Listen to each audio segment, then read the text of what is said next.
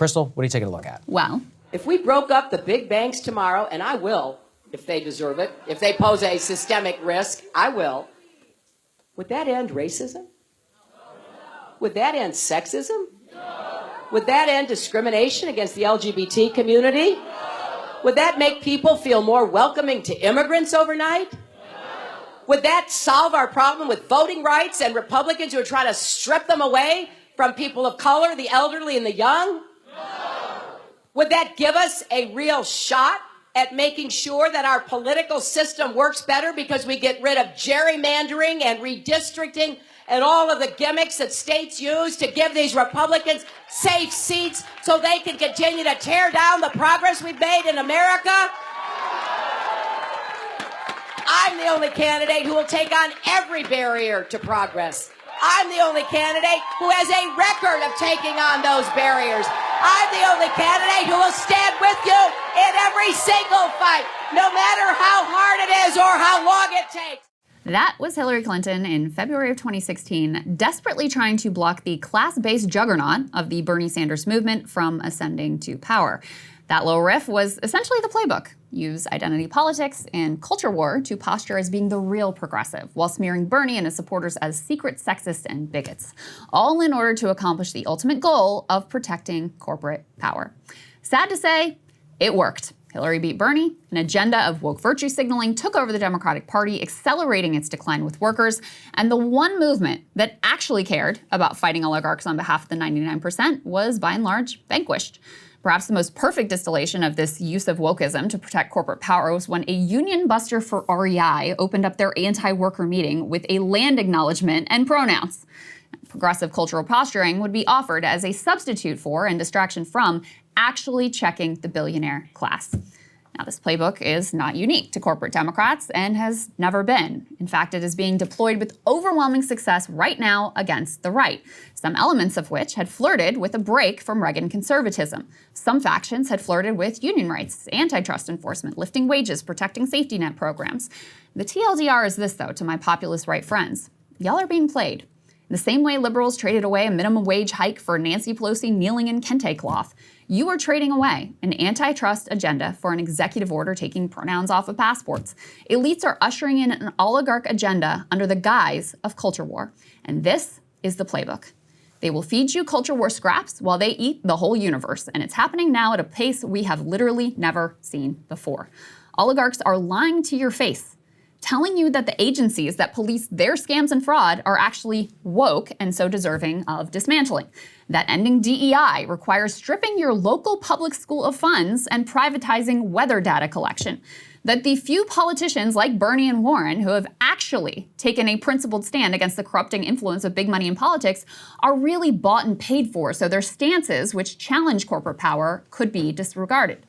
The real fraud in the federal budget can be found in imaginary Gaza condoms instead of juicy billion-dollar contracts and tax havens where the billionaires hide their cash.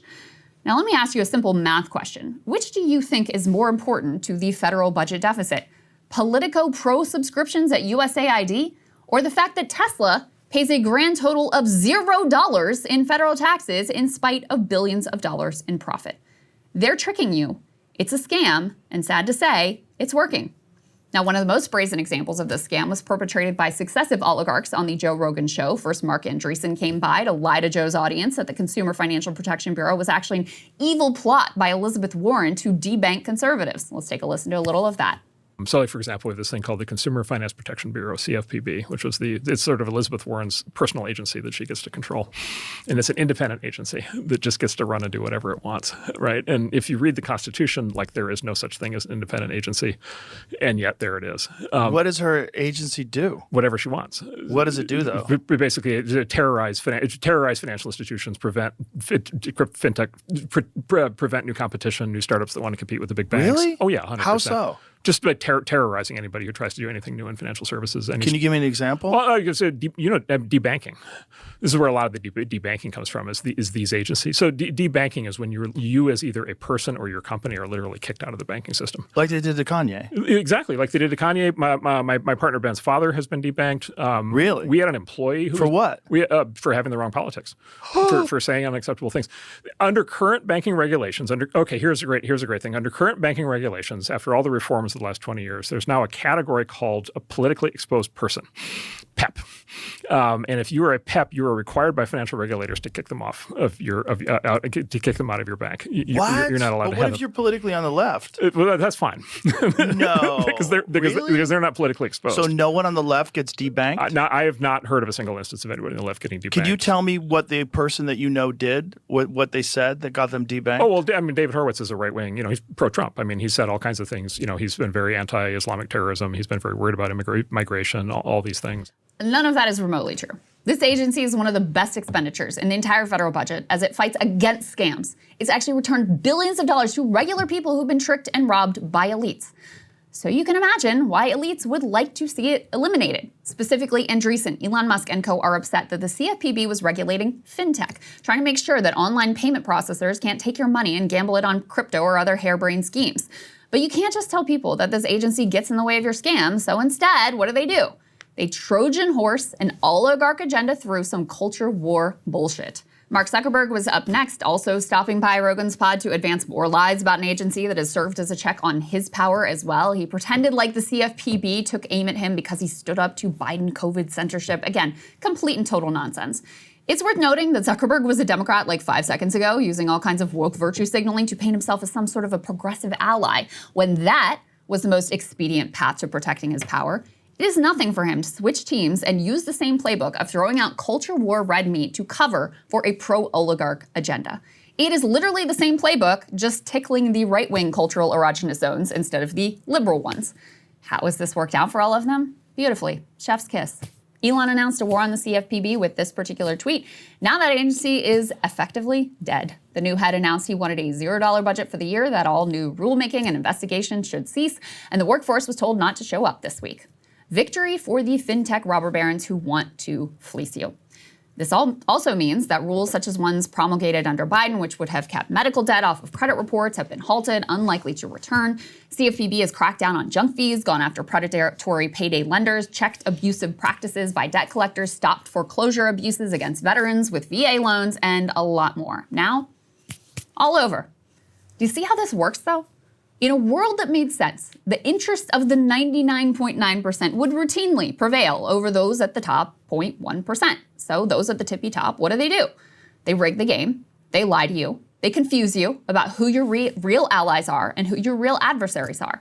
An executive order on girls in sports that applies to maybe a few dozen girls in the entire country is no substitute for your ability to organize and have a voice in your own workplace. But they are systematically destroying the National Labor Relations Board. Kristi Noem running around playing dress-up like Ice Barbie is not worth it giving up on breaking up tech monopolies and keeping them from automating your job out of existence. But Trump is propping up the AI overlords who openly brag about making all of humanity irrelevant. Now, some of you have been genuinely convinced that the richest man on earth, who is rapidly consolidating power solely in his own hands, is engaged in some sort of a populist project for the people. Please do not be a fool. Here's the truth of the bargain that is being offered to the right now. You will get to own the libs, and Elon will get to own the country. He will make you poorer while he enriches himself and his friends. He will strip away your rights to freedom of speech, privacy, while he makes himself all-powerful and untouchable. This man wants to put chips in all our brains, for God's sake. Let's be serious for a second. Allow me to quote from Steve Bannon on this particular point about Elon and on the philosophy of these particular tech oligarchs. He said to the New York Times, quote, "Now here's the point. In techno-feudalism, you are just a digital serf. Your value as a human being, as someone built and made in the image and likeness of God and endowed with the life spirit of the Holy Spirit, they don't consider that. Everything is digital to them. They are, at the end of the day, transhumanist. And what is transhumanist? Transhumanist is somebody who sees Homo sapien here and Homo sapien plus on the other side of what they call the singularity. And that's why they're all rushing Whether it's artificial intelligence, regenerative robots, quantum computing, advanced chip design, CRISPR, biotech, all of it, to come to this point of which the oligarchs are going to lead that revolution. This is taking us back a millennium to feudalism. Their business model is based upon that. That's Steve Bannon saying that. Now, if Elon and Co. told you that their goal was to make you a digital serf and themselves CEO kings of the world, I don't think a whole lot of people are going to sign up for that project. So they cloak it in wokeness, gender ideology, some other real or imagined liberal excess, or simply in the delight of making liberals squeal. I beg you, please keep your eye on the ball. The stakes here are too high. The best way to own the libs would be to learn from their mistakes. To not get distracted by a bunch of surface-level culture war obfuscation that lets billionaires empty the vault. To not give away your country for a few anti-woke bubbles. Do not let yourself get played. And Saagar, I know you took a look at what Sora... Hey guys, if you want to see what I had to say to Krystal's monologue, not just this one, all of them, going back to the very beginning, become a premium subscriber today, breakingpoints.com.